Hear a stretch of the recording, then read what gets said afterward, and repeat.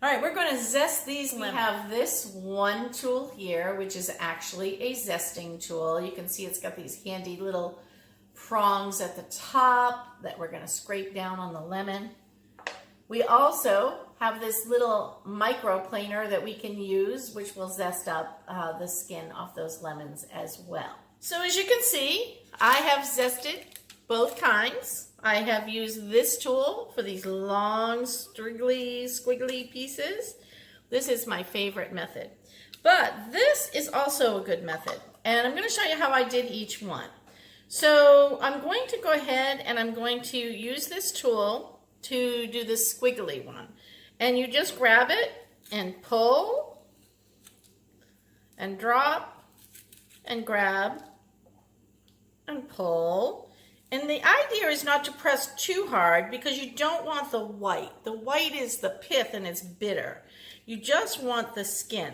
So learning to press hard enough to get the skin without the pith is going to be the trick of this tool. And I find this is pretty simple just based on the amount of strength that I have in my hand.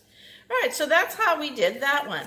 Now the other thing you'll notice is I avoid any little black marks like this one here. I don't want that in my zest, because that's meaning that the fruit is starting to turn in those spots. It's not by any means bad, but it's starting to turn.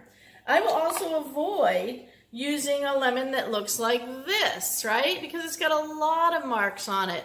Now this will be fine to cut in half and use for the juice in the lemon, and that's what we're going to use this for, but not for the zest. Now for the other tool, I'm just going to take my nice clean lemon, doesn't have a lot of marks on it, and we're just going to go like this and zest this right onto, because I'm going to freeze this. Be careful not to get your fingers.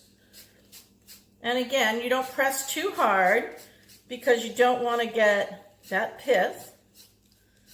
And so you can see here that I have got some more zest going in. That you might want to zing up a little bit is what if you were going to do some fish or scallops, right?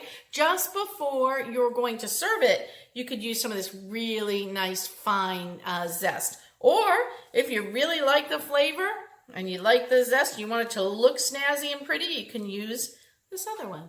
All right, so I'm going to go ahead and freeze this, and it's going to stay in the freezer for about, I don't know, 30 minutes to an hour, whenever I remember it. And then when I pull it out, I'll be able to bag this up separately, and then I will throw it in a freezer baggie, and we'll be able to save it and use it for later.